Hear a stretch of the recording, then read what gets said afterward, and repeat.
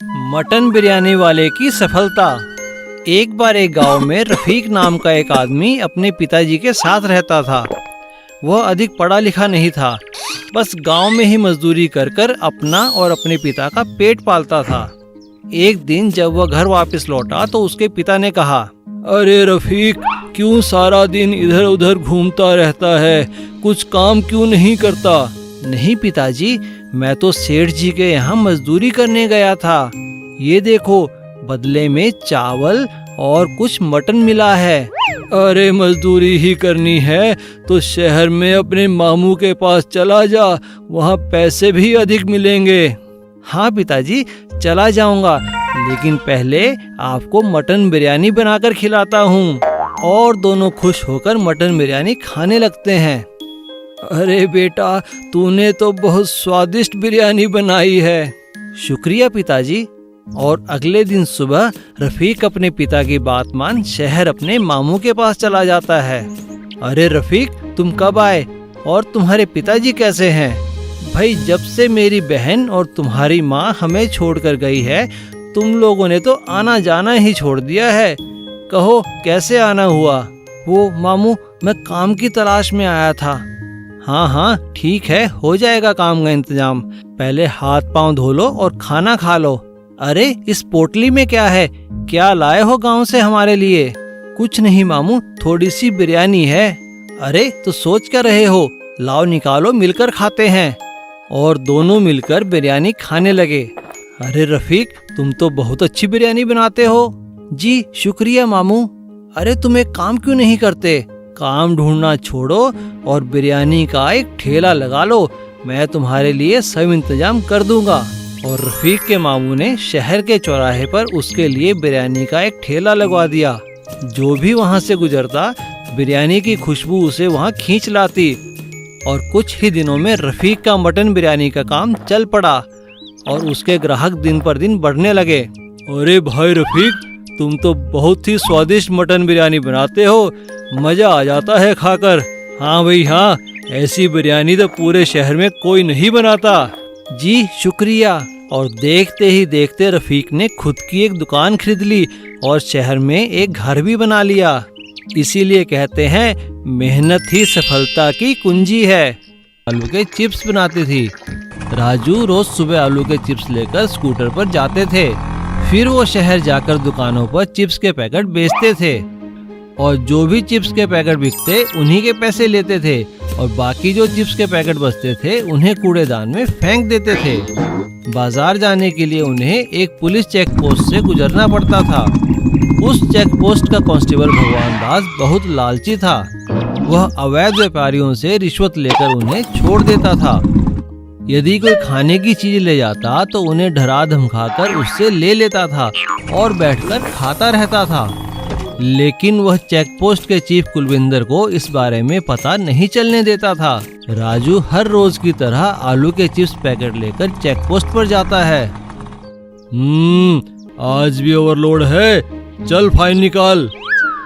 आलू चिप्स में क्या ओवरलोड, इसमें तो कोई भार भी नहीं है। तुम रोज ऐसा क्यों करते हो भाई? कितने चिप्स पैकेट चाहिए तुम्हें? चलो ठीक है, तुम बूढ़े आदमी हो इसलिए छोड़ देता हूँ।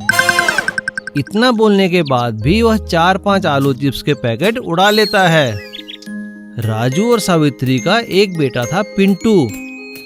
पिंटू सुबह शाम दोस्तों के साथ घूमता फिरता, सिनेमा देखता, मजे करता और झूठ बोलकर पैसे भी लेता था। एक दिन राजू बहुत बीमार हो गया। बेटा, अब तुम्हें अपने दोस्तों के साथ घूमना फिरना बंद करना होगा। अब से तुम्हें ही दुकानों पर चिप्स बेचने पड़ेंगे। अगर ढंग से काम नहीं किया तो खाने को रोटी भी नहीं मिलेगी। यह सुनकर पिंटू डर गया और उसने अपनी माँ की बात मान ली। फिर दूसरे ही दिन से पिंटू काम में लग गया और शहर जाकर आलू चिप्स बेचने लगा।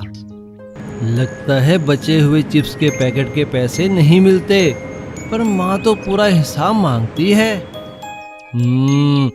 बचे हुए चिप्स के पैकेट में बस स्टैंड पर बेचकर कुछ पैसे बना लेता हूँ। और पिंटू बस स्टैंड पर जाकर बस में बैठे लोगों को चिप्स के पैकेट बेच देता है और बस स्टैंड पर कमाए हुए पैसे खुद ही रख लेता है। बेटा, क्या तुझे खर्चे के लिए पैसा चाहिए? पिंटू मना कर देता है, लेकिन उसकी माँ को उस पर शक होने लगता है और हर रोज की तरह वो बाकी बचे चिप्स के पैकेट बस स्टैंड पर जाकर बस में बेचता है और उन चिप्स के पैकेट से हुई कमाई से वह अपने दोस्तों के साथ टाइम पास करता है और मजे करता है।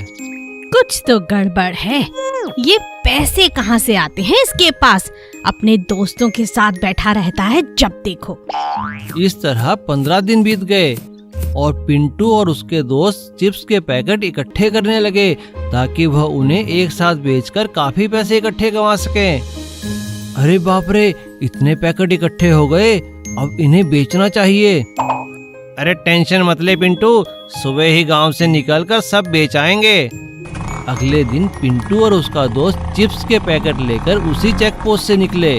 राजू के चिप्स खाए बहुत दिन हो गए। अच्छा, तो तुम उसके बेटे हो? इतना ओवरलोड, खोलो खोलो, कितने पैकेट हैं इसमें? और भगवान दास लालच में आकर 10 पैकेट चिप्स खा जाता है और उसे पेट में दर्द होने लगता है। यह देखकर पिंटू और उसका दोस्त घबरा जाते हैं। तभी चेक पोस्ट इंचार्ज कुलविंदर वहां आ जाते हैं। सर, अरे सर, मुझे बचाइए, मेरे पेट में बहुत दर्द हो रहा है।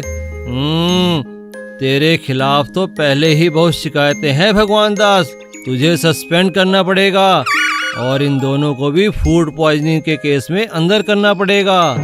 और पिंटू और उसके दोस्त को जेल हो जाती है। सीख, गलत काम करोगे तो जिंदगी में कुछ भी हासिल नहीं कर पाओगे। जादुई चाबी। एक जंगल में एक महल का खंडहर था। वहाँ कोई नहीं रहता था। उस खंडहर के पास एक झील थी। एक बार एक राजा उस जंगल में शिकार करने के लिए आया। शिकार की तलाश करते हुए जब काफी देर हो गई तो राजा ने कुछ देर आराम करने की सोची। राजा एक पेड़ के नीचे बैठ गया। तभी राजा को दूर से झरने की आवाज सुनाई दी। अरे, लगता है यहाँ आसपास झरना है, चलकर देखता हूँ और पानी भी पी लेता हूँ। राजा झरने के पास जाता है। वहाँ उसे पेड़ के नीचे एक साधु बाबा बैठे हुए मिले। लगता है ये साधु बाबा ध्यान में मगन है, मैं इन्हें कुछ फल दे देता हूँ।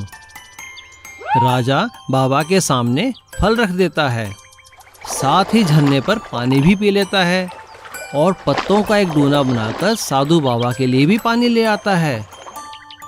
इतने में साधु बाबा आंखें खोलते हैं।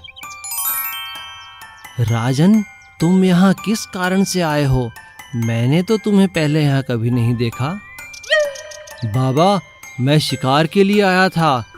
शिकार तो नहीं मिला, पर पानी की तलाश में यहाँ आया और आप मिल गए। राजन, तुम मेरे लिए भोजन और पानी लाए हो, ये तुमने परोपकार का कार्य किया है। लेकिन तुम्हारे नगर में तो पानी की कमी है। यदि पानी की कमी ठीक करना चाहते हो तो मेरी बात मानो। हाँ हाँ जी बाबा, बताइए, मैं वो सब कुछ करूँगा जिससे मेरे नगर में पर्याप्त पानी हो। तो सुनो, इसी जंगल में एक बड़ा सा खंडहर है। उसके तहखाने में एक बड़ा खजाना है। खजाना? वो किसका है बाबा? वो खंडहर और वो खजाना मेरे परिवार का था, पर जब से मैंने संन्यास लिया है तब से वो खजाना वहाँ दबा पड़ा है। मेरा कोई वारिस नहीं है। तुम इसे निकाल लो ताकि मैं शांति से अपने गुरु के पास जा सकूं। पर बाबा, मैं उस खजाने का क्या करूँगा? मैं चाहता हूँ तुम उस खजाने को लोक कल्याण के कार्य में लगाओ। इस झरने का पानी अपने नगर तक ले जाओ। लेकिन बाबा, मैं उस खजाने तक पहुँचूंगा कैसे? उस महल के दरवाजे के दाईं ओर एक चाबी है जो सिर्फ निस्वार्थ भाव से कार्य करने वालों को ही मिलेगी और तुम्हें वो चाबी मिल जाएगी। और राजा उस खजाने की चाबी को ढूंढ लेता है और साधु के आशीर्वाद से झरने से लेकर शहर तक एक नहर निकालता है। नहर आसपास के सारे खेतों को पानी पहुंचाती है, जिससे नगर के सभी लोग खुशहाल जीवन व्यतीत करने लगते हैं और राजा अपनी पूरी प्रजा के साथ साधु बाबा का धन्यवाद करता है। Please subscribe.